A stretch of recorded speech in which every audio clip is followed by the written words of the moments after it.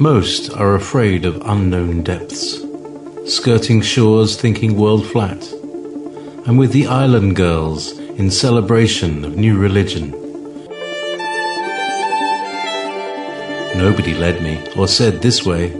I sailed alone on makeshift raft with wind as companion.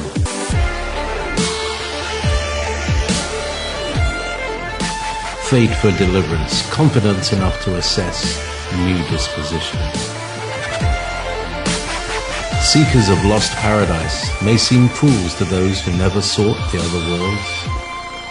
Welcome to Momentary Zen with Zen Garcia.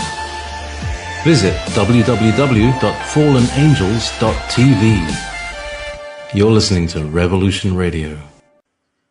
The grand deception as matrix is all-encompassing, broad-reaching, veiled in the subtlety of finite machination, so covert in imposition. All those born into its nurturance are raised unknowingly, incarcerated by its deviant proposition. One was never even granted choice or opinion, which could assert deviation from its programmed assimilation. Parents, grandparents, ensure loved ones are fostered in compliance. Children make swift accord, resonating with sentence which postures them for role as good worker bee, taxpayer, and soldier ant, absolutely ready to surrender life for benefit of queen and hive. So few of the farwalkers can even grasp the dialectic fashioned as prison by the overseers. So few, even those privileged with instruction and advantage, are lost to resolution, which, connecting all dots, grants one insight into the revelation which unlocks all portal, illuminating the secrets of all life, effort, and being. Contrary to belief, such knowledge cannot be passed on from parent to child, adept to initiate, teacher to student. Such ministry can only be taught by the wind, sun, moon, stars, and angels of the Most High. Few written instructions on such knowing or how to achieve such reward. Most hold no concern with such attainment, as the reward of which remains shrouded, riddled by the pursuit. Welcome, friends. I'm your host, Zen Garcia. This is Momentary Zen, and we're streaming here out of or near Athens, Georgia, East Coast, United States of America. And I hope that wherever you are blessed with New Year, and that you are finding joy and peace and comfort, satisfaction with the coming new opportunity of new day. And I don't know if you are experiencing what seems to be the polar vortex that is coming down, or the Arctic breeze, if that's what they say. But it is cold. It's like 14 degrees outside here, and we usually average between like 50 and 40, maybe down to the 30s sometimes. But last year was kind of brutal, and I know a lot of you have experienced the same.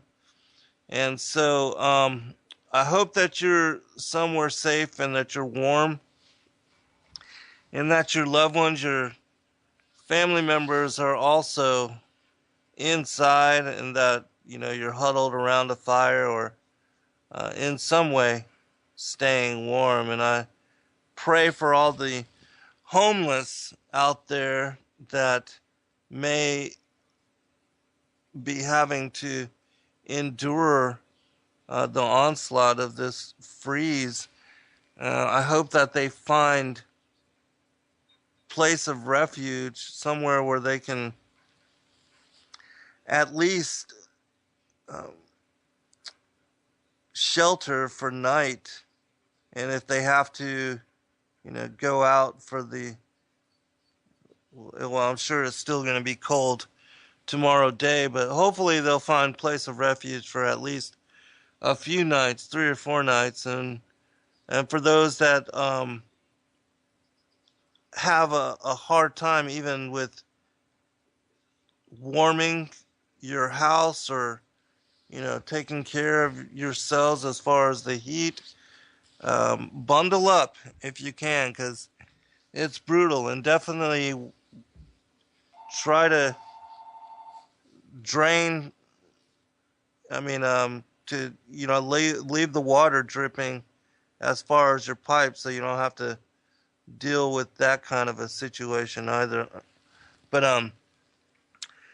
and so tonight I'm going to talk about a little bit about some of the things that I'm involved in as far as the decipherment of this text called the Book of Atam and Eua, which is a Thracian text. And we're also going to be speaking somewhat about the Thracians to kind of, because I know when I first heard about or was sent this particular text by one of my listeners, a friend named Alexander. He's a longtime listener of the shows that I've been doing on Blog Talk and the videos that I've released also on YouTube under Endeavor Freedom. But he contacted me and asked me to look over this one particular text that he had translated from Bulgarian into English. And because English was not his predominant language, he wasn't sure as to the translation he had made and whether it would be readable and understandable by those that would read it if they were, from an English-speaking country, which was the target audience for what would be the release of this information. And I'll also share some of that with you as well. Welcome all of you that are in the chat room. There are a lot of people here this evening. I'm guessing that many of you have some time off, and that or maybe it's just too cold for you to go out and do anything else but to listen to some of the shows here on Revolution Radio. But there are quite a number of individuals in the chat room, and so welcome all of you. And for those of you that are our usual listeners, those that do follow my show as well as the others that are on near and around the time that I come on, we appreciate you, and I wish that all of you are blessed in all the things that you may be doing. But anyways, as far as the Thracians, I had never heard of them myself, and I did not know about how ancient was their culture and their civilization, and also the artifacts and the remnants of the things that they have left from they precede the Greeks and the Sumerians by 2 millennia, and that some of the texts which have been translated have only been done so recently, and that most archaeologists and scientists and people that buy into, welcome Quartet, and Vibes and Wild Bob and Monty Dean and Patrick English and Hal and Wild Feather and I mean, there's a lot of people in the chat room. And so, but anyways, welcome all of you.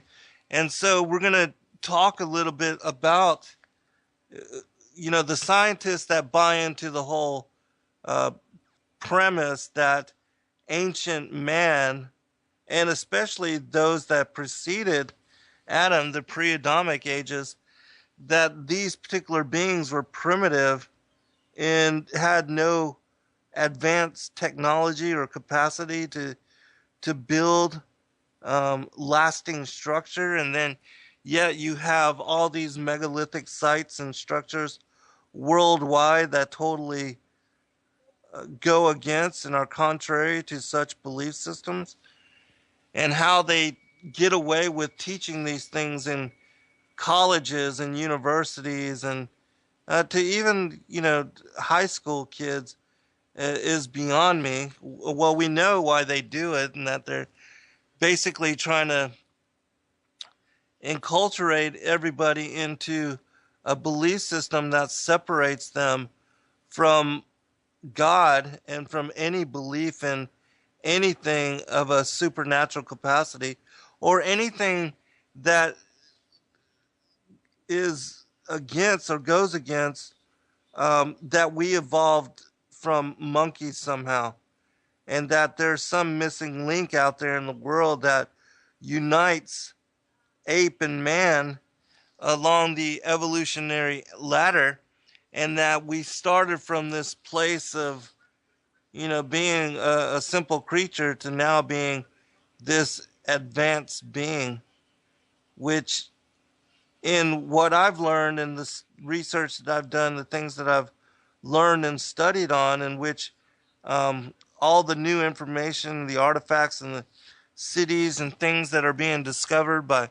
archaeologists worldwide supports the premise that I put forth in my sixth book, Sons of God, Who We Are and Why We're Here, is that we are actually at the low point of so-called civilization and technological advancement, and those things that were done in our ancient past far surpassed in ability and capacity the things that we are doing now, and that really humanity is recreating things that were done long ago, and that the times before modern humanity and even before pre-Adamic humanity, when the gods ruled, the time called the Zep Tepe, the first times, or what I refer to as being the prior times, that also what Mantheo and Berosus speak about as being the reign of the gods, which we know these gods to be the fallen angels, or gods with a little g. But anyways, that these beings preceded us, and that they were here before we were, as far as modern humanity, and that when they arrived, there was a humanoid being upon the planet, but that this particular individual was much like what we refer to as a Bigfoot or Sasquatch or Yeti or the wild man, and that the Sumerian text described this individual as such, and that it was this particular being that they had manipulated to try to create a slave race so long ago, and that they used this being as menial labor to perform simple tasks because it was not yet advanced, such as modern humanity, did not even have language or a writing system, or had the capacity to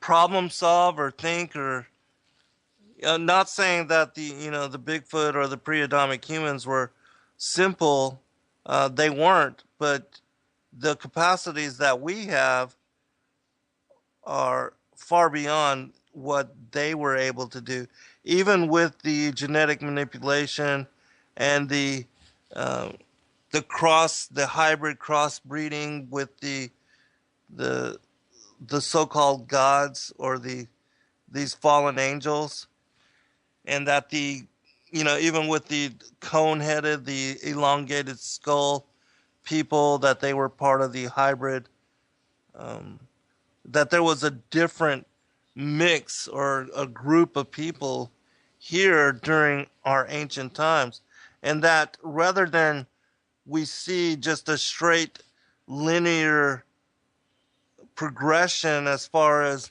the evolution of ape man or caveman to what we see as modern humanity, that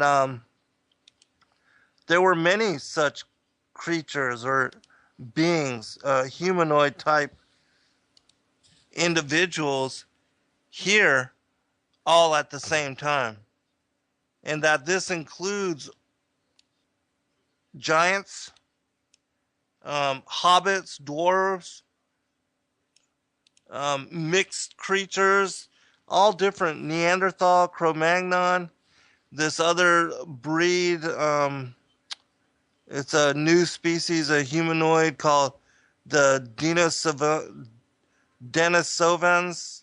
I guess I'm saying it right. I don't know or not, but there was even just recently an article, and I'm going to post this in the chat room, that talks about how these Denisovians, how they had mixed with some group of humanoid or some unnatural or supernatural being, and that the result is that they had strange and anomalous DNA found in their genetic code.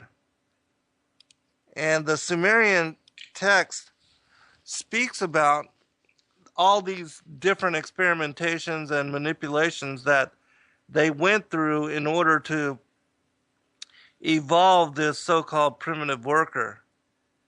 And then this is before the appearance of modern humanity, which modern humanity just showed up on the scene. They don't know, how or where this particular being came from, and that this particular being um, had just godlike ability and capacity, even with like the appearance, the sudden appearance of the hyoid bone, which gave us the ability to articulate language in so many different ways, and to speak and to also be understood, and how they call this particular being the civilized man. But anyways, and so the ancient past is interesting, to say the least. That's funny, Gyro. He said, what was the species called? Ellen DeGeneres. That's pretty funny. But anyways, so what we don't know about our lost and forgotten history, and those things which preceded and what became mythology, is intriguing, to say the least, because so much of what was unknown and what had largely been forgotten and veiled is coming to the light with the broad reach of the internet and its capacity to bring information from the most diverse and little known populations of people worldwide, and to bring that to each one of us in the safety and the comfort of our living rooms or our bedrooms or wherever it is that you may be, as far as surfing the internet through a computer, or now even with handheld device, with phones and iPads and notebooks and things of that nature. And so this is a very interesting time that we live in, and that those things which are coming to light are certainly challenging the accepted belief systems of scientists worldwide that have bought into this evolutionary lie and that have their whole PhD and their paperback degrees based on um, premises and doctorates which are written about and try to reinforce this, well, these theories, which are nothing more than um, lies. And so, anyways, we're going to talk about some of this stuff. And also, what is interesting about the things that we're going to get into as far as the knowledge of the Thracians and some of the new information that has come to light, because it was already widely accepted that the Thracian culture and civilization and people, that they were the oldest Europeans and post-flood Europeans, and that that their culture just came out of the blue, and that it immediately had a high degree as far as advancement in many different areas. They are also the oldest uh, now deciphered written language. And this decipherment didn't even take place not long ago. And so scientists, basically challenged and had taught that they were primitive peoples. And I'm also going to post a link to a video for those that are interested in this particular topic, which, if you are not now, if you listen to the rest of the show, I'm sure you will be, because I absolutely am interested in the topic now since I received this information. But this video on YouTube will show you how much of their, of these huge mound complexes and temple complexes and pyramid structures, even like with the Bosnian pyramids, which are now recognized as being the oldest and the largest, and that they even are surpass in age and also height the pyramids in Egypt, which we know to be at least 12,000 years old, and that there's 80% of this particular culture, the Thracians, that the European countries where a lot of these remains are found in have yet to even be to be excavated, and that there's no archaeological precedence to do so. Whether they're, the funding is just not available, or the countries do not recognize the historical importance of these artifacts and relics, not to mention the priceless, the value of these artifacts, because there's a lot of gold artifacts that have been discovered in these Thracian digs, but that nothing is being done. It's only recent that some of the hello vibes. It's all good, brother. But it's only recent that they've even had interest and money to fund the excavations of this Bosnian pyramid. And so a lot of this stuff is just sitting there idle and waiting for somebody with money and interest to perform excavating these numerous sites. And I know if I was a millionaire or billionaire or somebody that had a lot of money, I would absolutely put money towards this kind of a project, because there are untold riches and just incredible amounts of just sitting there in the ground waiting to be discovered. And you'll even see, if you watch this particular video, the individual that is narrating and speaking about the Thracians, he goes to one of these countries, I believe it's Romania, and he shows just huge complexes of these tall mound and pyramid like structures that are buried under the earth, that are just sitting out in these huge tracts of empty land, and that there's nothing around them, no peoples, no villages, nothing, and they're just sitting there idle. I guess it would be much like what America looked like when the pioneers first arrived here. Because I'm not sure if you're familiar with the prehistory of the Americas, but when the pioneers and the all the Europeans that came to this country settled in and began to start farming the land, there were thousands, even tens of thousands, maybe even hundreds of thousands of these huge mound structures found all over the country. And when they dug into them, they found all of these different giant bones and skeletons and weaponry and these texts. We'll be right back. All right, welcome back, everybody. I want to share a comment that Willpower put in the chat room. He said, the Thracian artifacts haven't been released into the public yet because the Jesuits haven't finished sifting through them all yet. And I would be in agreement with Willpower's commentary.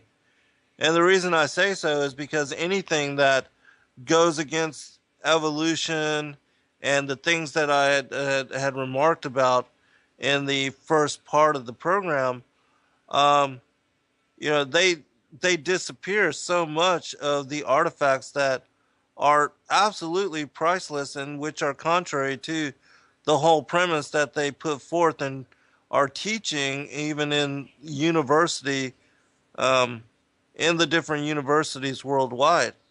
And how even like with the giants, and how the Smithsonian, which is the largest institution here in the United States, has been sent thousands, probably hundreds of thousands of items, artifacts, which people that were sending them, believing that they would be displayed and shown to the American public, and that they would be just awestruck by the things that were found here in this country, that most of that has been disappeared. And the only things that have not been eradicated and dissipated in such way are those that people did not send to the Smithsonian institutions. And thank God for that, because everything that they did send there, suddenly got lost somehow. Either they claim on the way or when they were shipping it back. And we know that all of that is bogus, and that these are just lies put forward as excuse in order for them to be able to hide the things that they are trying to hide. And there was even an article that just came out accusing the Rockefeller Museum of hiding artifacts which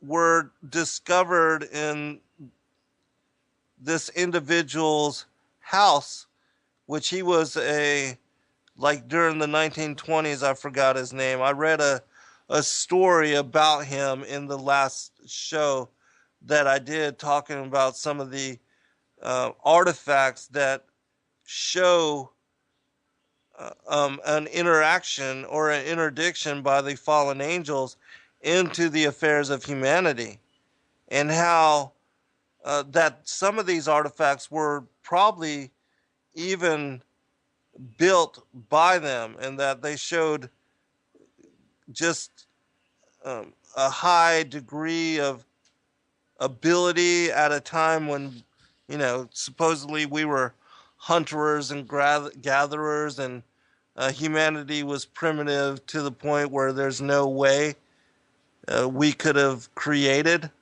such artifacts, and that there's a lot of these kind of things, and that these kind of things are also prized by the countries of the world that are trying to recreate some of these technologies, or to gain access to some of these olden texts that speak about the things that were accomplished by the ancients. And when I speak about the ancients, I'm talking about the rebel angels and the prior times when the so-called gods with the little g reigned here upon the earth.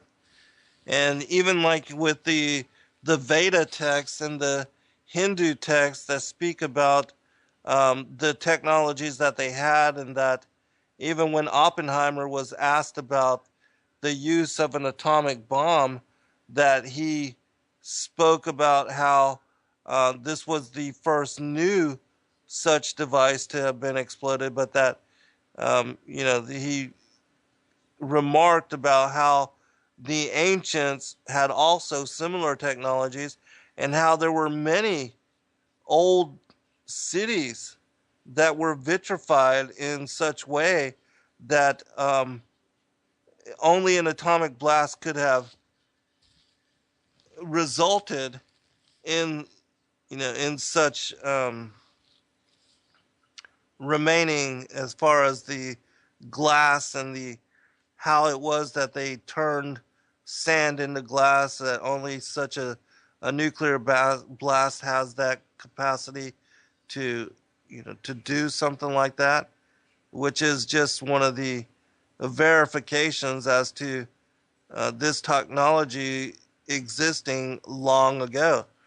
And that it says in the Bible, there's nothing new under the sun. There are, that what was will be, those kind of things. And actually, I'll look up a couple passages on the next break and read them to you. But I want to go ahead and get into the article. But first, let me explain how I was introduced to the Thracians and why it is that I decided to bring this information to light tonight.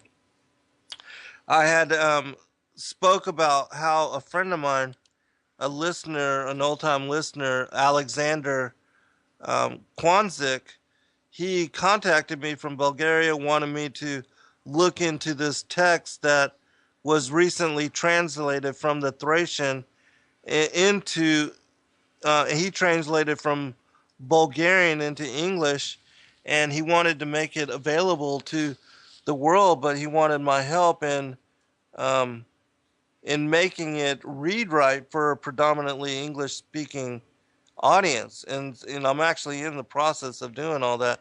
But anyways, the text that he sent me is called the Book of Atam and Eua, and it dates back to like 5500 BC. And the interesting thing about this particular text, which it was written by a Thracian priest king named Orpheus, or Orphi I the first, and that based on his writings, a king named Sitalkes, which I'll read a paragraph about all this afterwards, brought it to light and put it to, wrote it into this particular text that was translated by a Dr. Stephen Guide, who became the person, and not even long ago, I think it was like 2006, that was able to crack the code and to decipher the Thracian script. And so the article that I'm going to read from um, is talking a little bit about this. It will also give you some background as to who the Thracians are and to the, how the science community treats these particular people. And also, it will give some historical precedents from some of these Greek historians as to um, passages which relate and which talk about the Thracians as a people. All right. Let me go ahead and post a link to this article in the chat room for those of you that would like to follow along. Or if I miss something, or because I probably won't read the whole thing, you can have it and you can read it for yourself. All right.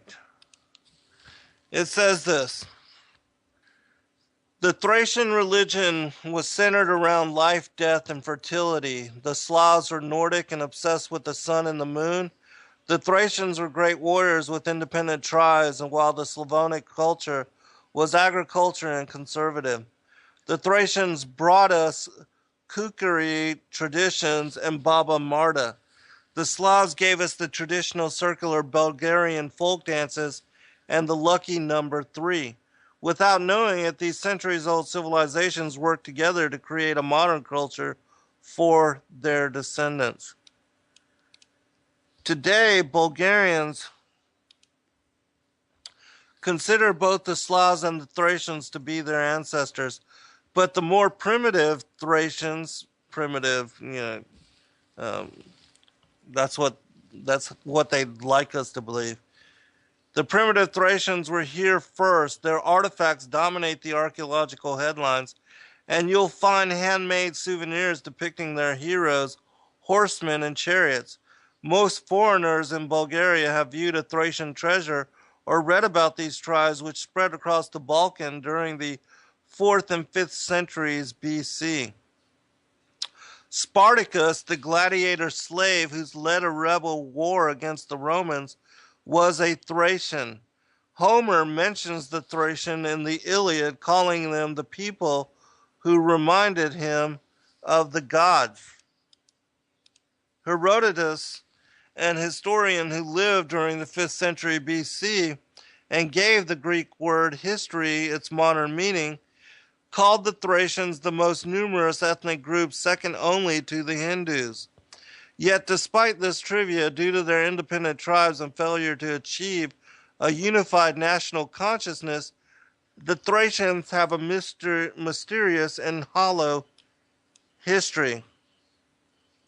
The Bulgarian Academy of Sciences, a professor and archaeologist, have conducted a myriad of meticulous digs across the decades, but while they have uncovered ceramic artifacts, masks, and a cache of over 15,000 gold Thracian pieces, and controversial archaeologist Georgy Kitov has unearthed a bronze head, a tomb, a sarcophagus, and many other pieces, they have overturned no evidence of a Thracian alphabet or a written form of communication.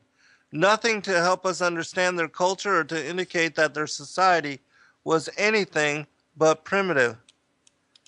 Hence, when archaeologists exploring the remnants of a Bronze Age fortress in Perikon in southern Bulgaria discovered ancient carved tablets a few decades ago, they were hoping for but not expecting anything new. At this time, the Bulgarian Academy of Sciences did what academics did: examined, handled with care, whispered to each other, even after they searched for a repetitive pattern which can scientifically prove a language or at least a form of communication. They found the tablets to be only, quote, decorative pentanduras, end quote, and they were displayed with the rest. In fact, when other experts contradicted their conclusions, claiming that the tablets from Gradishnita and Karanova were of Thracian origin, these dissenters were indiscreetly hushed or vehemently attacked. Prominent Professor Ganacho Sinavov even had his doctoral thesis rejected due to such claims. But we all know that the Bulgarian soil, whatever its origin, was built with political layers. Through the communist lens, there is a strong historical association with Russia and their collection of tribes. And many believe that the Russians, not the Thracians, deserve such ancestral honor. After all, if you want to know who the Bulgarian adore, just take a walk in any Sofia park. Over the past few years, these same Bronze Age tablets were revisited by Bulgarian-born Dr. Stephen Guide of the Institute for Transcendental Studies in Long Beach, California, an expert in linguistics, cryptography, and transcendental analysis. He has taken the ancient tables and compared them side by side to hieroglyphic texts identifying each alleged primordial decorative pentandera as a meaningful symbol. And while the Thracian drawings are much less developed than Egyptian hieroglyphics, there is no stretch of the imagination needed to see the obvious similarity between them. By making simple translations, some of which included the terms Thracia and territory of Thracia, Dr. Guide makes a hypothesis that these carvings indicate an actual Thracian script. All right, continuing. This means, quote, this means that the earliest written form of communication known to mankind, the dawn of human civilization, Guide urged with obvious passion, originated here 7 millennia before Christ in what is now Bulgaria, preceding the Sumerian and Egyptian hieroglyphics by nearly 2 millennia. In light of compelling similarities between the hieroglyphics and the Thracian symbols, Guide further claims that the Egyptian civilization, which is known to have developed not in Egypt but in an unidentified region to the north, actually created their hieroglyphic system from this archaic Thracian script. Quote, a dramatic shift of our modern understanding of the ancient world is underway, says Dr. Guide. Here's why. In academic terms, historic means a time when a civilized form of writing or historic record can be found. Archaeologists and historians have always classified the 4th and 5th millennium BC as the prehistoric era, since no historical record had been found. If the Thracians did have their own written form of communication, this shifts the established boundaries of the prehistoric era to at least a couple millennia earlier in the linear time. Prehistoric becomes historic, and this monumental shift, if true, is leaving confusion and wide eyes in its path. It's not surprising that such an earth-shattering shift has raised questions, eyebrows, and voices from the Bulgarian Academy of Sciences. It's natural to question a claim that not only contradicts a major tenet of Thracian history, but disrupts long-held beliefs about the beginning of civilized written communication. Thus far, the BAS has provided little support for Guide's findings and do not agree that a Thracian script exists. Archaeologist Georgy Kitov has gone public with his denial, insisting that the Thracian script be outlawed. Be outlawed. Oh my gosh, that's ridiculous. If such symbols contain a Thracian script, why haven't we found more evidence? How do we know these artifacts weren't simply relocated to Bulgaria from Egypt as a result of trade or other cultural exchanges? But Guide addresses these questions in his book, The Thracian Script Decoded, which I've got a copy of it, and it's truly fascinating, and I'm actually going to read just a bit from it here in a short bit. According to ancient Orphic traditions, text indicates that the primitive peoples often worshiped their tablets as living beings of divine nature, reckoning it blasphemous to use these sacred signs in the profane and mundane way in which we currently think of drawing today. He also provides detailed comparisons between the scripts and the ancient Egyptian texts, carefully demonstrating both distinct similarities and subtle but fundamental differences. He insists that the ideas and thought patterns from the Thracian script reveal more archaic and primordial concepts than their later Egyptian counterparts and suggest a process of gradual, typical Egyptian remodeling and cultural assimilation, meaning that the Egyptian hieroglyphics are based upon the Thracian texts. All right, just a couple more paragraphs. While the Carnova tablet is on display here at Sofia's Archaeological Museum, the Gradishnita tablet is being kept at the Varasta Original Museum. Rakinsky, a professional historian and director there, is providing complete access to other artifacts of the same time period and welcomes Guide and his team.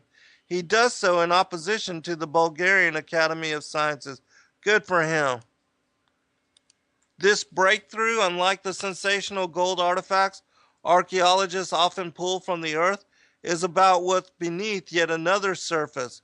It's about discovering the truth. It's about the very first civilization known to man.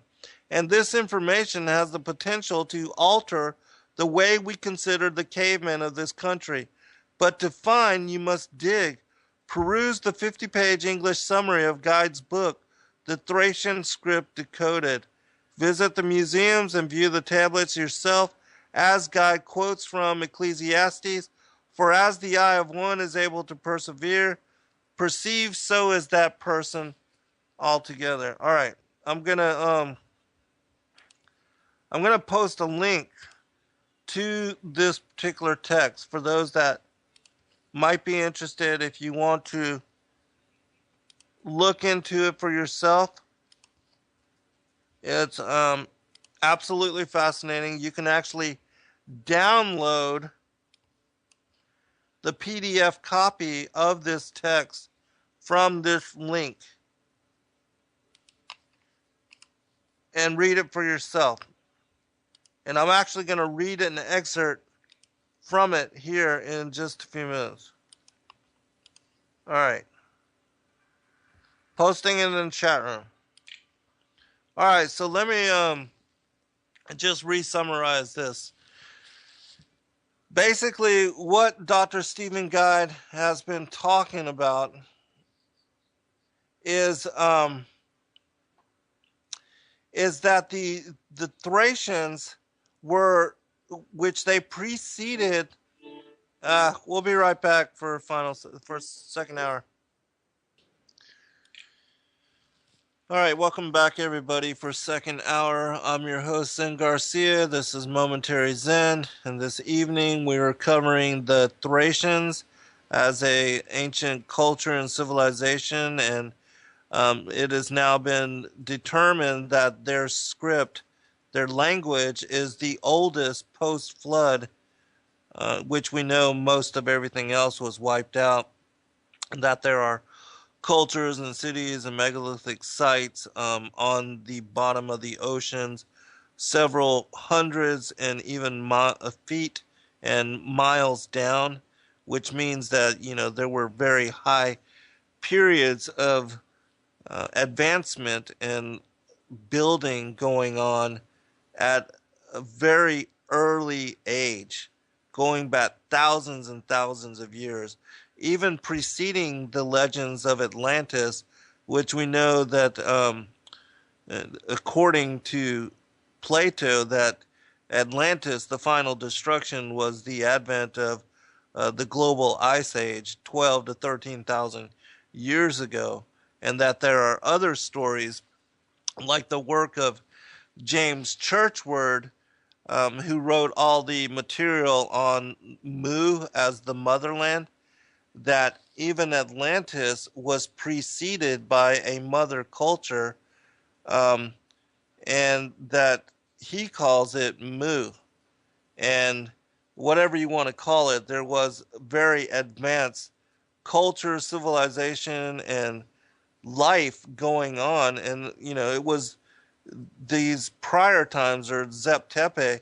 This is when the rebel angels were ruling, or what we call the feathered serpent, the reptilian depictions, the dragon-like depictions of the Anunnaki, that they were here and they had high technology and advancement prior to the advent of modern humanity. All this I cover in my sixth book, Sons of God. Anyways, real quick, I do want to remind the listeners and those of you that frequent this show as well as others that we do need your monetary support in order to continue with the broadcasts and the way we do, with all the various hosts that dedicate their time and their efforts in order to bring such esoteric truths as what we're speaking about this evening. That if you can, certainly don't put yourself out if you cannot afford to. Feed your families and yourself, take care of your bills, do all those things, keep a foot in both worlds. But if you do have some discretionary spending, what better way to use it than in support of the network? Purchase access to the archives, download all of the broadcasts from all the various hosts. Your favorite ones, and those you may not even had chance or opportunity to listen to, that may come on at times when you are not able to gain access to the internet or to listen live. And it's a great way to support the station. That it's only $4.95 a month, and that you can download in MP3 form all of the shows going all the way back to the beginning of last year. And so we thank you for all the effort that you put forth in supporting us in the ways that you do. We absolutely love you and would be nothing without you. That it takes the interaction, the dialogue that we share with you to make this success. And so thank each and every one of you. All right, I did post a link in the chat room to a video that you can find on YouTube that is talking about. I can see there's a lot of interest in this topic, and I'm going to share some more information. Like, I'm even going to share some excerpts from a text, that I spoke about that was sent to me by one of my listeners, the book of Atam and Eua, which is interesting because everybody believes or considers the Bible to be based upon Sumerian teachings, that even with the story of Noah's flood, that it was based on the stories of the deluge that were found in the cuneiform text, in the all the library that was discovered there at Babylon or somewhere in Iraq.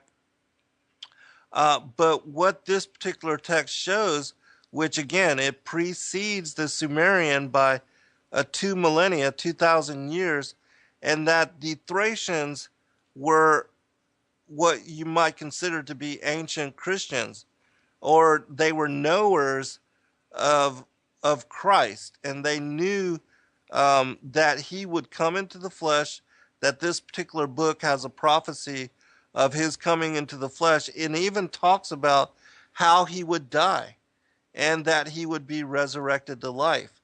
All those things are found in this particular text. I've done a 5-part series on this information because so many people are interested in it, and I'm trying to bring it to the public in its fullness because there is so much interest. And so I'm going to post a link to my other broadcast. It's on blogtalkradio.com/Fallen Angels TV. If you just scroll through the archives, you'll see that over the past 2 months, I've done 5 broadcasts on this particular text that I'm going to be quoting from in what will be the final segment of this 2-hour show. But before I get into that text, I want to read just a little bit from that text that I put, that I linked into the chat room. You're welcome, Hemp. It's from the Thracian script decoded by Dr. Stephen Guide, and he is the one that discovered this text and translated into Bulgarian. And my friend Alexander translated from the Bulgarian into English, and this is the text that he provided to me, which you cannot find it anywhere on the internet. Nobody else has a copy of it besides him and I. And this is the text that I read from in these series of shows. And I'm actually going to publish it as a supplement to and include it in my next book, which will be on the War in Heavens, the End of Days, and the Destroyer, which I'm working on now. And I should have it done by the spring, hopefully. And so I'm going to read just a little bit from this text from Dr. Stephen Guide about how this information came to light, how he was able to translate the Thracian text, and what this means for the world. And I'm not going to read a lot, so we'll have a lot of time to focus on the actual text that was sent to me, the book of Atam and Eua. This is definitely not just another attempt at decoding the plates from Gradeshnita, 5th millennium BCE, and Kara Nova, 4th millennium BCE. This book makes all the difference compared to all previous decades of works, presenting various already discarded suggestions, interpretations, and presumptions, and on and on and on. All failed attempts at decoding any of the engraved signs upon the plates, or even making informed guesses about their meaning. For the first time ever, in the scientific discourse laid out in this book, you will find the complete and final scientific decoding of each and every one of the pictographic signs upon both tablets, and the consequential results are, the least to say, unprecedented and sensational. What is especially unique about the reading of this prehistoric text from these particular plates is the elegant research methodology used by the author to display literally before the eyes of his audience all the linguistic detail and artistry leading to the undisprovable and direct conclusions from the accurate and final analysis of the hieroglyphic pictograms and their full meanings rendering. Some of the deciphered words in the text mention the name of Thrace and the territory of Thrace since around 7,000 years ago, as well as the evidence for well-defined Thracian Orphic themes since around 6,000 years ago, are bound to turn at least a few scientific heads. This is so exactly because until now, no one had dared to conceive that the Thracians could have been the autochthonous, whatever that means, originally native population in those parts of the Balkans since such ancient times, especially because all classical Greek chronicles related the name of their ethnicity to the period of the Bronze Age, which was about a couple of millennia later.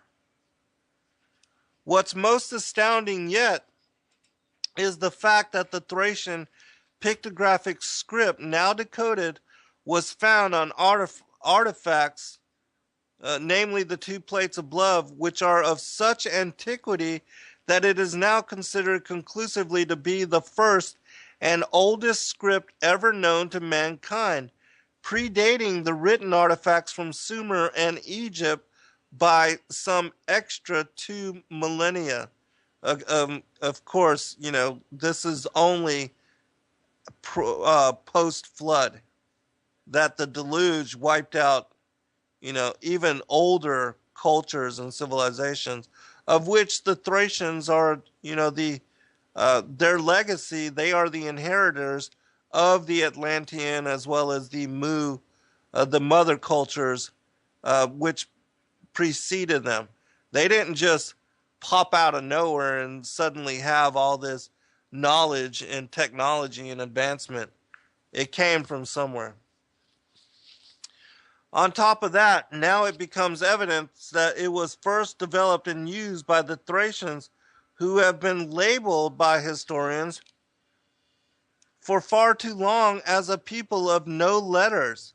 It is worth mentioning the fact that these people of no letters evidently made use of this most ancient pre-hieroglyphic script for at least a millennia, since the hieroglyphs identified on the plate from Gradishnita, 5th millennium BCE, and the ones identified on the plate from Cara Nova, which date back to the 4th millennium BCE, have been found to be of the same type of pictographic writing.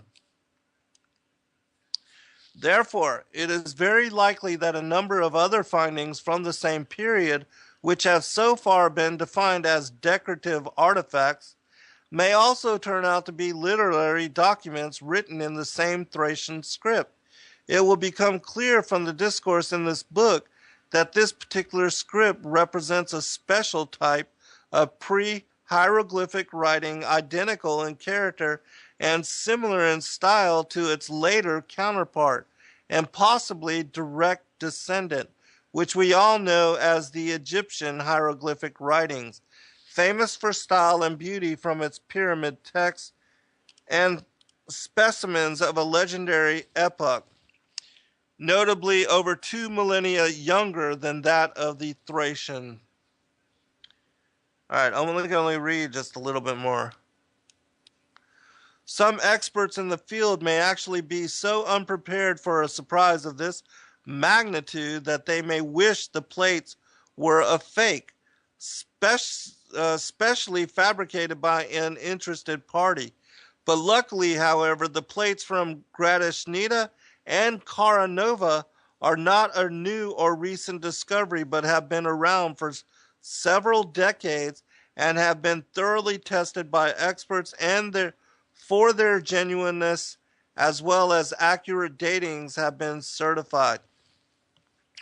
There have been hints and doubts about the possibility of identifying early pre-writing patterns upon them on numerous previous occasions. However, none such have been agreeably identified or decoded until this present and final success. Analysis by authoritative sources have been done in the past searching for similarities between the signs on the plates and other already known ancient scripts like Linear A, while the findings of others categorically rejected any notion that the signs represented a writing system at all, since they could not identify patterns of repetitiveness in the engravings, which could be the hallmark of any known linear writing system. Notwithstanding their differences of opinion about the nature of the artifacts themselves, however, most writers have agreed that if a type of writing was to be indeed identified on the above named plates, this could bring about a dramatic shift in our modern understanding of the ancient world. Well, mine is the privilege to announce that in the course of my present research, the ancient Thracian script has now been finally decoded, and the results are unprecedented and sensational. All right, I'm going to stop there. I did give you the link to find this particular text, and to also download it for yourself. You can read it. It's 50 pages, and he actually, in the very next part, he breaks down how it was that he decoded and deciphered the Thracian text by utilizing the Egyptian hieroglyphic text. And he tells you which exactly he used in order to do so. And he gives you a comparison of the Thracian script with that of the Egyptian hieroglyphics. And in that way, much like with the Rosetta Stone, he was able to use various already translated languages in order to break the code and bring to light other more ancient scripts, and of which the Egyptian hieroglyphics were based upon. And so, Patrick English is talking about the Orpheus of Greek mythology and the story of how, he was able to lead his wife out of Hades, and how Hades actually, or Pluto, actually let him go because he was so enchanted by his music. And whether this is the Orpheus of that particular mythology, who was the first Thracian priest king, I have no idea. But his name is Orpheus, or Orphi the First. All right, so now I'm going to tell you about this particular text, and I'm actually going to share with you some excerpts. But before I do so, I'm going to read the background on this text that was sent to me. It's called the Book of Atam and Eua. It was written by a Thracian king named Sitarih, Sitarih. He's also known as Sitalkes or Sitalk, Sitalkes or Sitalk. He lived during from 431, or maybe he reigned from 431 to 424 BC. And it was his writing based upon this oracle Orpheus that he wrote down and provided this particular text, and it dates back again, as I said, to 5500 BC. It says this: translated by my friend Alexander Kwasnik from Bulgarian into English. King Sitalkes was a Thracian king who ruled in Thrace in the 5th century BC, who borrowed information from the books of the Thracian priest Orpheus, accordingly to the ancient oral tradition from deep antiquity, leading to a time of around 5500 BC. Parts of the text in this book were later adopted into other religious books. According to Dr. Guide, which you know this, the Thracians spoke the initial and the most archaic Thraco-Boharic dialect, which on the other hand was, according to Thracians themselves, the language of God and the first human language. There are at least 5 different versions of rewritings, among other written in Boharic, Scythian, Ethiopian, and later in Arabic. This published text about Adam and Eve contains the most information about them, which is missing in most other later variations and hidden from the public for some reason.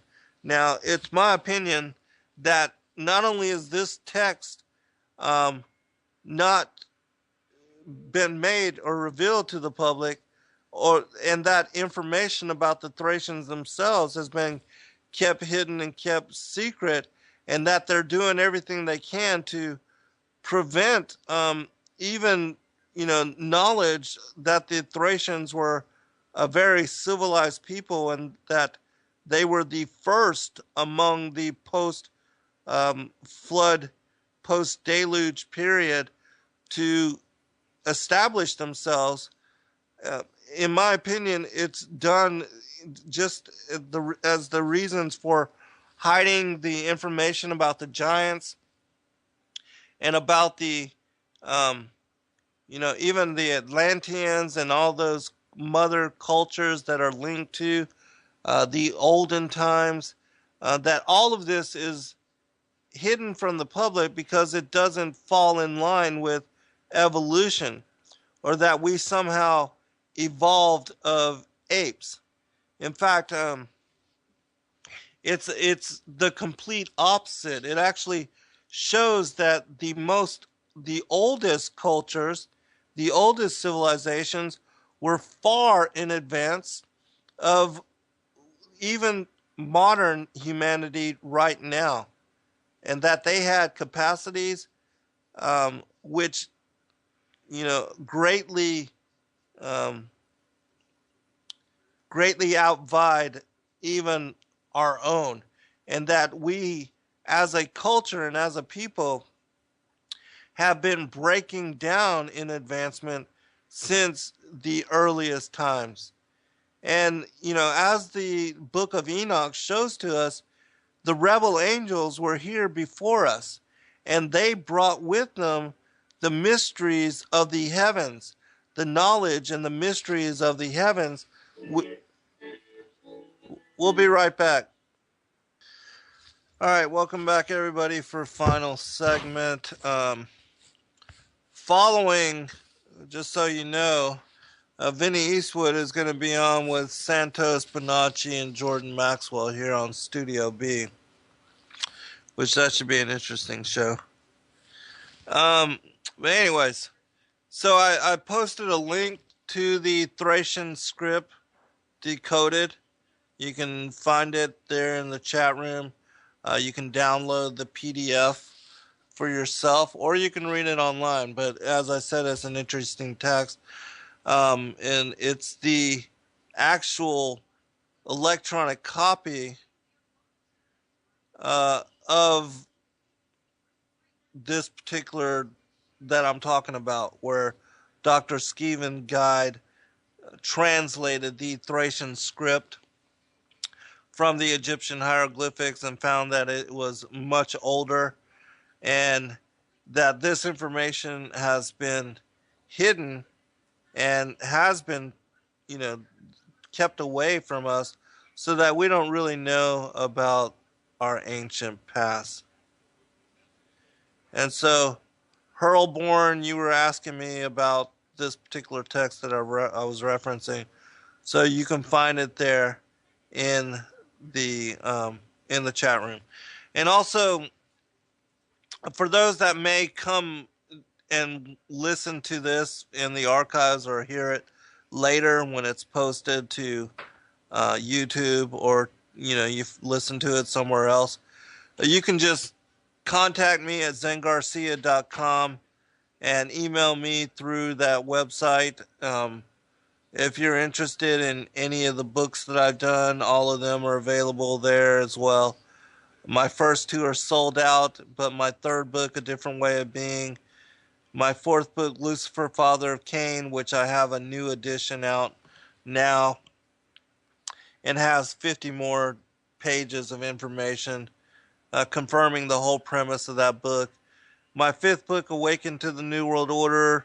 My sixth book, Sons of God, Who We Are and Why We're Here, which covers all of this information.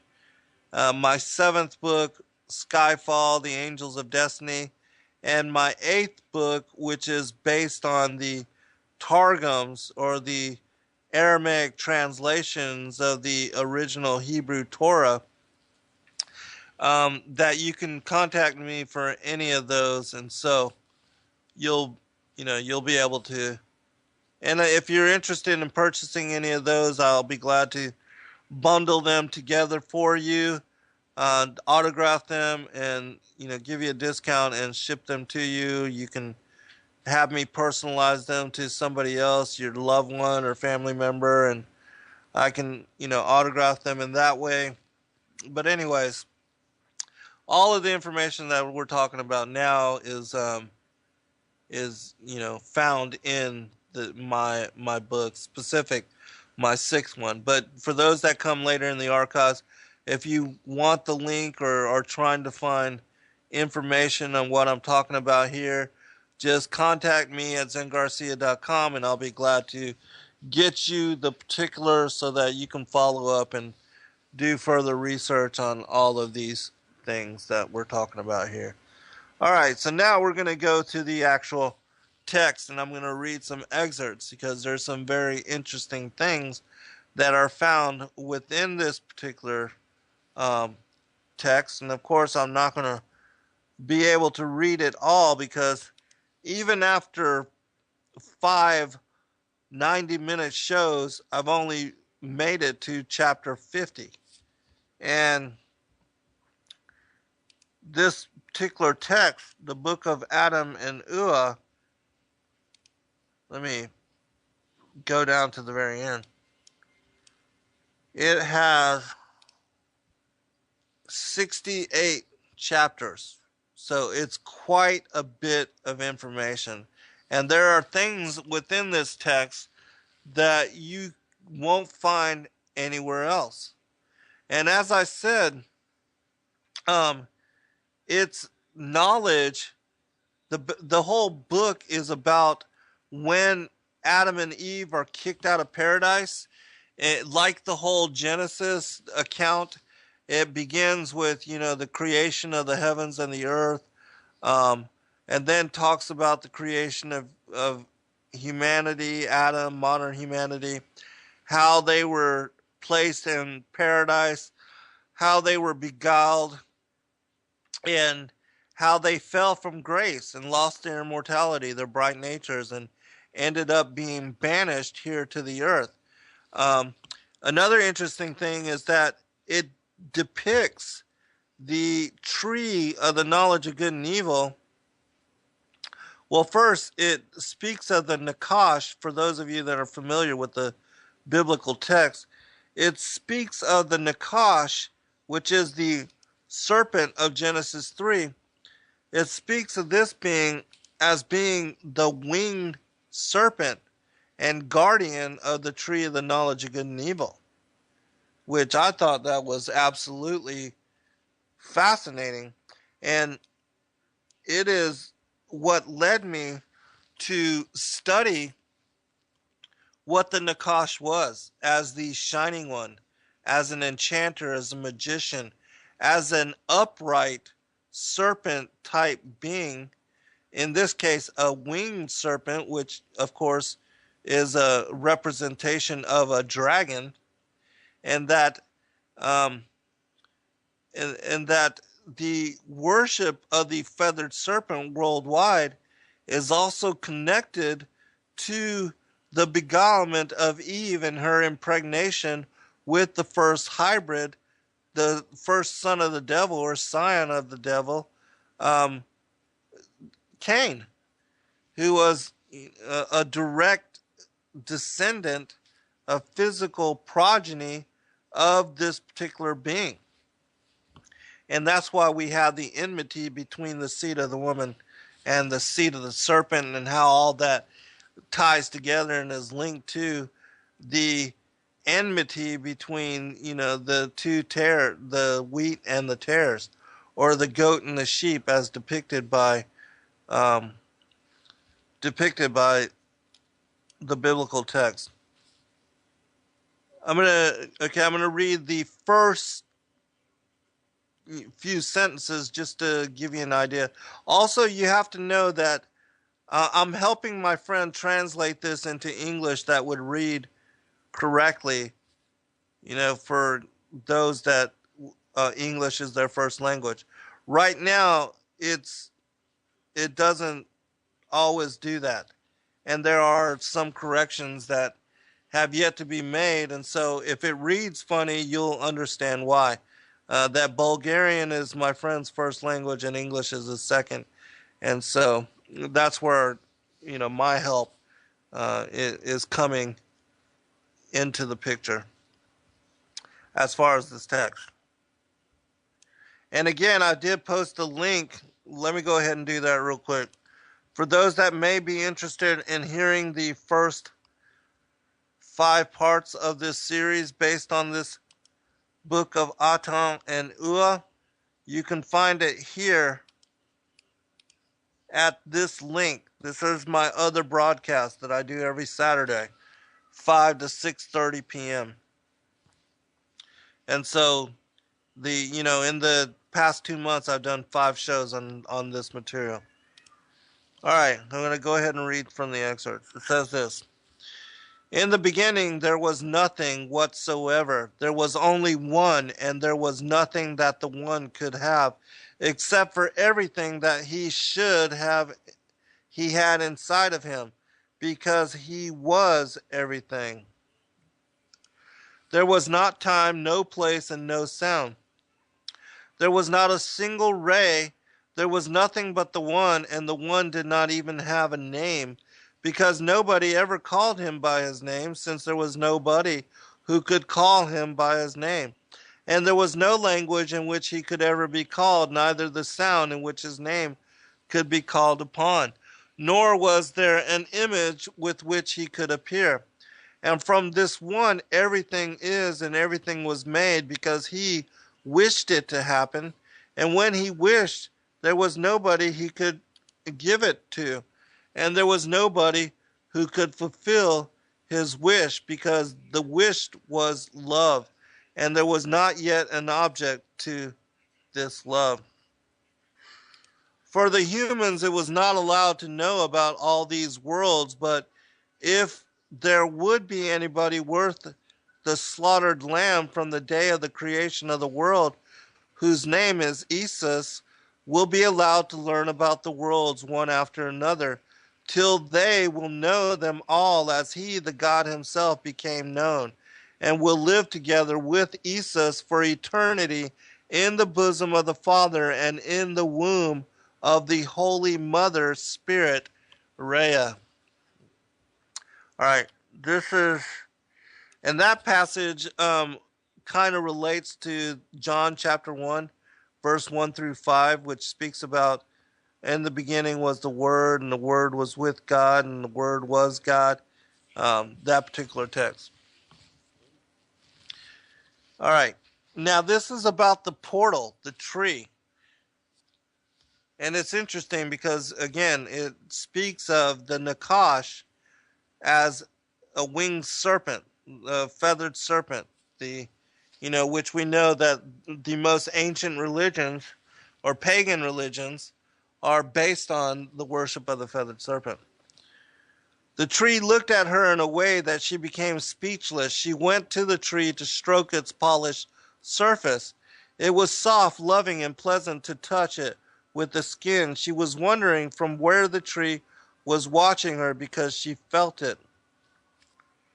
She looked up at the branches and saw a big bird, beautiful and shining, with strong and beautiful teeth and fiery eyes.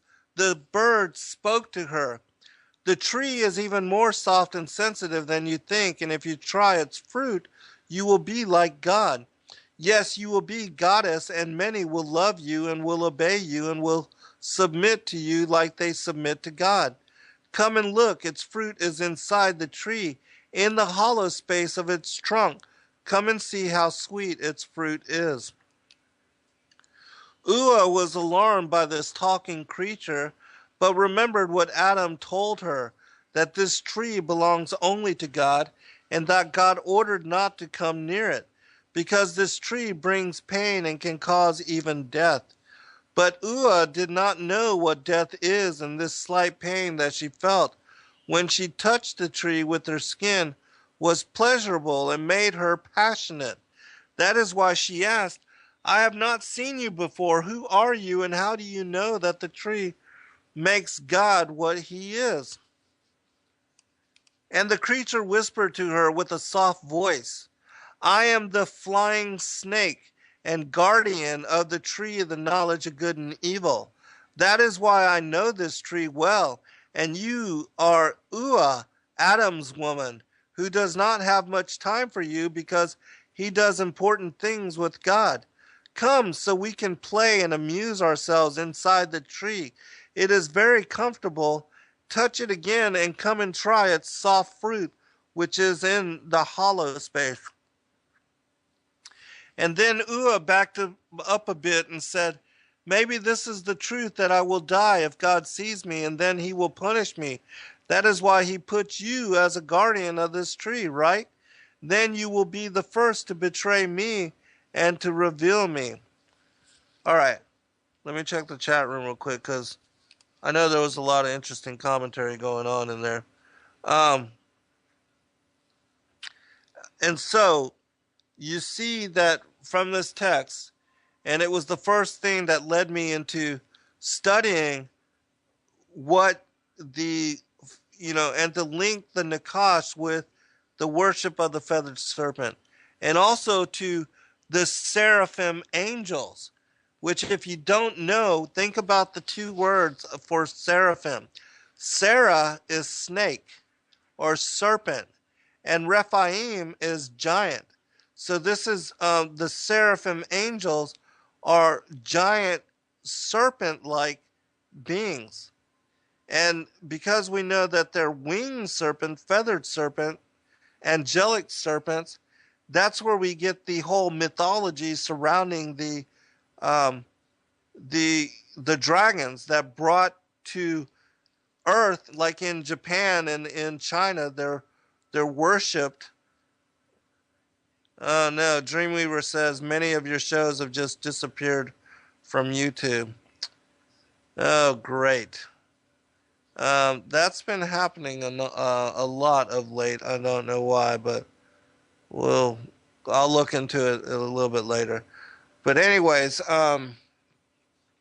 so the whole connection with the Nakash of Genesis chapter 3, which he's named in the Targums as Samael, the angel of death, which we know is just another name for Satan, and that in the Gnostic text it also refers to Yaldabaoth, or the demiurge, the ruler of the visible world.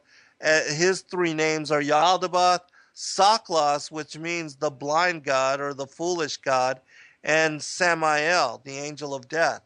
And so all of these things are connected to what we speak about as the feathered serpent. And so all of these things connect together. And that is another reason why I think this text is so relevant and so important. And if you take the time to listen to the series that I've done on it, you'll find that it's a fascinating text, and it covers from the fall of paradise, their transition in the flesh, the beguilement of Eve, everything. It's just a truly fascinating text. And so I'm going to continue reading while I can some excerpts from this text just to kind of pique your interest for it.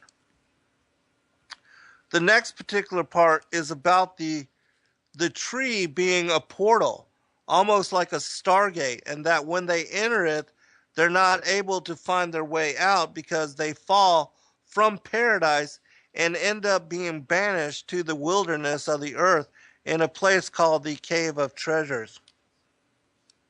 It says this: "It is time to go out from the trees," said Atam. Eua replied, "I want more. Why are you in a hurry? God may look for us. I don't want him to find us here, especially when we are naked." Eua asked, "By the way, where are our clothes?" Atam answered, "Maybe we have left them outside the tree. Come, let's go to get them." And both tried to come out from the hollow place of the tree. They looked around but could not find the way out. They were scared. They could not understand why this was happening, knowing that they entered the tree and that there was an entrance. Where was it now? "Because the entrance to the tree is here where the garden is, very close to you, but being from your side, the distance is so..." Oh, this is what the Word of God, which, is Christ, he speaks to them many times, and he tells them why they are to be punished. And he's also the one that spoke to them, telling them to not eat from the tree of the knowledge of good and evil. And so Christ was there at the very beginning. He's even the one that banishes Adam and Eve from paradise. And so this gives you a whole nother, uh, as far as, perspective on Christ as God's word, and gives you the information of how he has been interacting with humanity since, the exile and the banishment from the kingdom of the first man and woman, Atam and Eua in this case.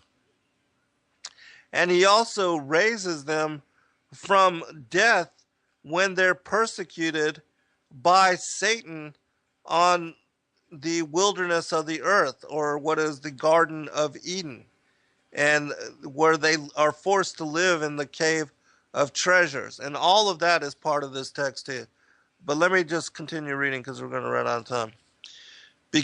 He says this, because the entrance to the tree is here where the garden is, very close to you, but being from your side, the distance is so huge that you would not be able to pass it on your feet. Neither can you see it. The time and the distances are different on both sides of this tree.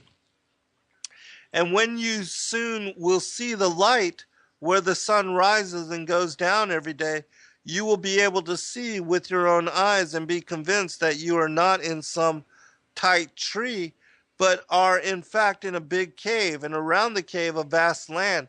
If you decide to go to the west and the north or to the south, you will need your whole life to do so, and you would be lost on the earth. And so the tree became a portal, and it placed them in the cave of treasures here upon the earth, because they lost, when they were beguiled, they lost their immortality, they lost their bright natures, they were transformed into flesh being, and they lost their angelic nature and also their extrasensory abilities.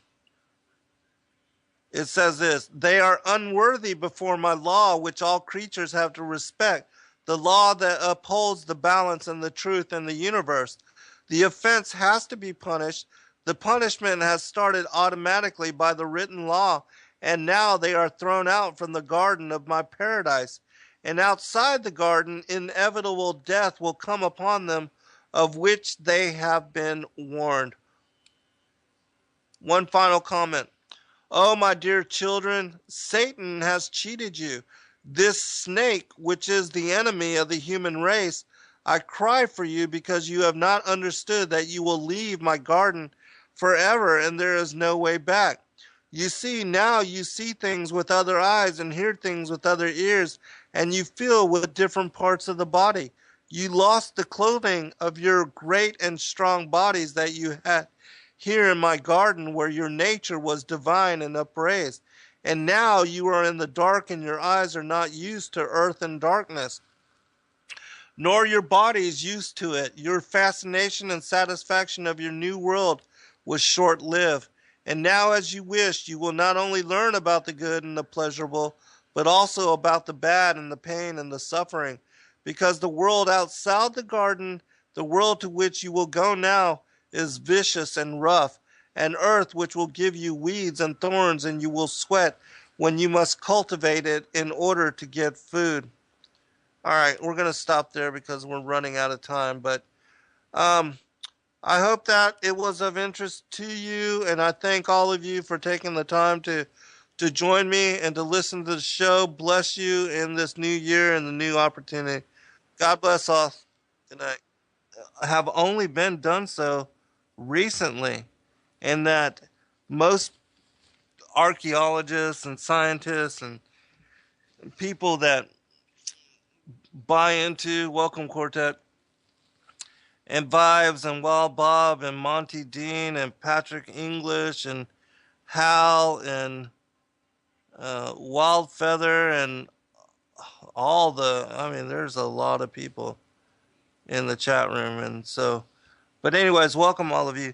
And so we're going to talk a little bit about, the scientists that buy into the whole premise that ancient man, and especially those that preceded Adam, the pre-Adamic ages, that these particular beings were primitive and had no advanced technology or capacity to build lasting structure. And then yet you have all these megalithic sites and structures worldwide that totally go against and are contrary to such belief systems, and how they get away with teaching these things in colleges and universities, and to even, high school kids, is beyond me. Well, we know why they do it, and that they're basically trying to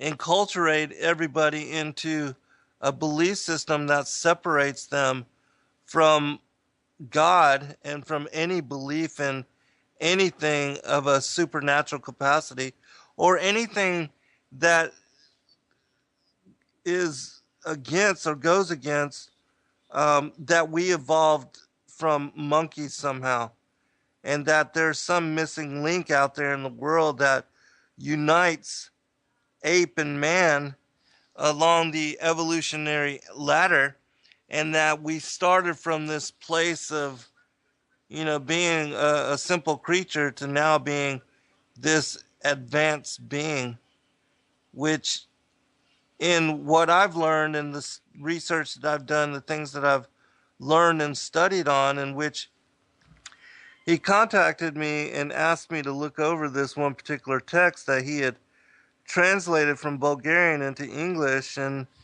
because English was not his predominant language, he wasn't sure as to the translation he had made and whether it would be readable and understandable by those that would read it if they were, from an English-speaking country, which was the target audience for what would be the release of this information. And I'll also share some of that with you as well. Welcome all of you that are in the chat room. There are a lot of people here this evening. I'm guessing that many of you have some time off, and that, or maybe it's just too cold for you to go out and do anything else but to listen to some of the shows here on Revolution Radio. But there are quite a number of individuals in the chat room, and so welcome all of you. And for those of you that are our usual listeners, those that do follow my show as well as the others that are on near and around the time that I come on, we appreciate you, and I wish that all of you are blessed in all the things that you may be doing. But anyways, as far as the Thracians, I had never heard of them myself, and I did not know about how ancient was their culture and their civilization, and also the artifacts and the remnants of the things that they have left from they precede the Greeks and the Sumerians by 2 millennia, and that some of the texts which have been translated, most are afraid of unknown depths, skirting shores thinking world flat, and with the island girls in celebration of new religion. Nobody led me or said this way. I sailed alone on makeshift raft with wind as companion.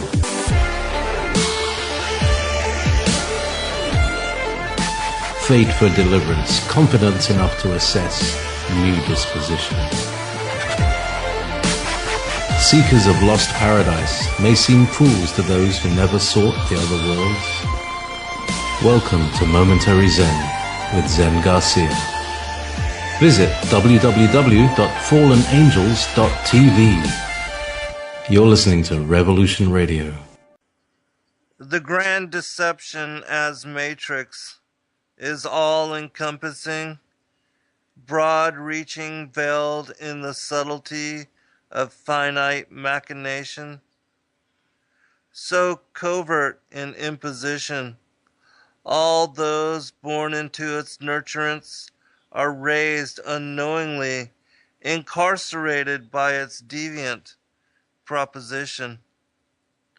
One was never even granted choice or opinion, which could assert deviation from its programmed assimilation. Parents, grandparents, ensure loved ones are fostered in compliance. Children make swift accord, resonating with sentence which postures them for role as good worker bee, taxpayer, and soldier ant, absolutely ready to surrender life for benefit of queen and hive. So few of the farwalkers can even grasp the dialectic fashioned as prison by the overseers. So few, even those privileged with instruction and advantage, are lost to resolution, which, connecting all dots, grants one insight into the revelation which unlocks all portal, illuminating the secrets of all life, effort, and being. Contrary to belief, such knowledge cannot be passed on from parent to child, adept to initiate, teacher to student. Such ministry can only be taught by the wind, sun, moon, stars, and angels of the Most High.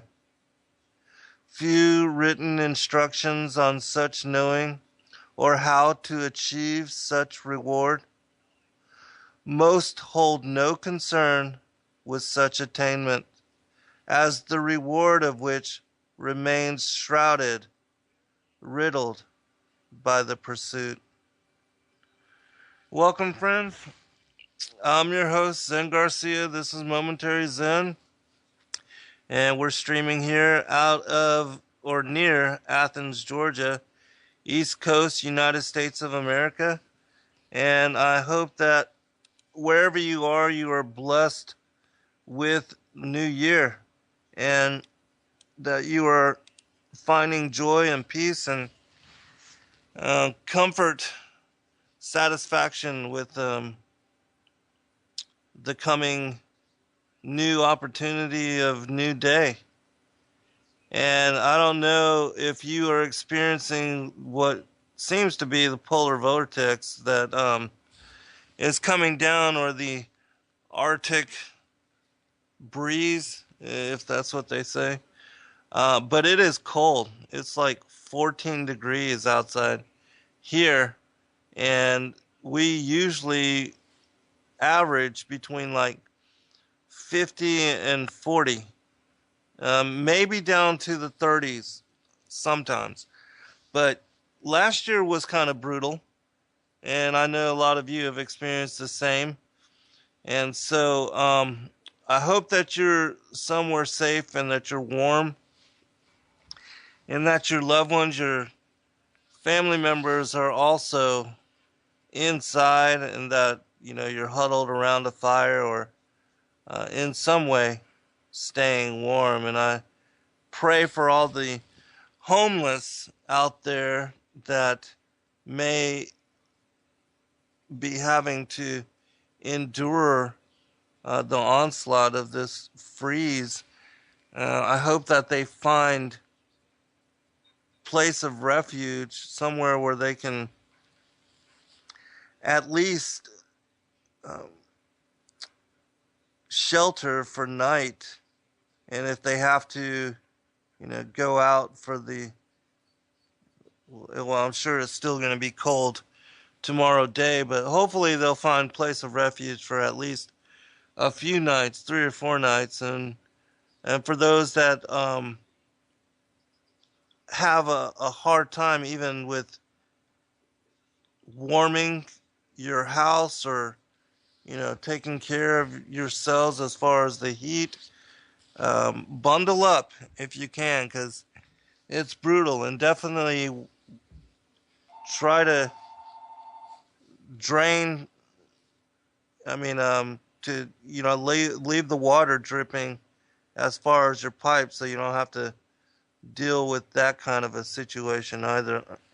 But and so tonight I'm going to talk about a little bit about some of the things that I'm involved in as far as the decipherment of this text called the Book of Atam and Eua, which is a Thracian text, and we're also going to be speaking somewhat about the Thracians to kind of, because I know when I first heard about or was sent this particular text by one of my listeners, a friend named Alexander.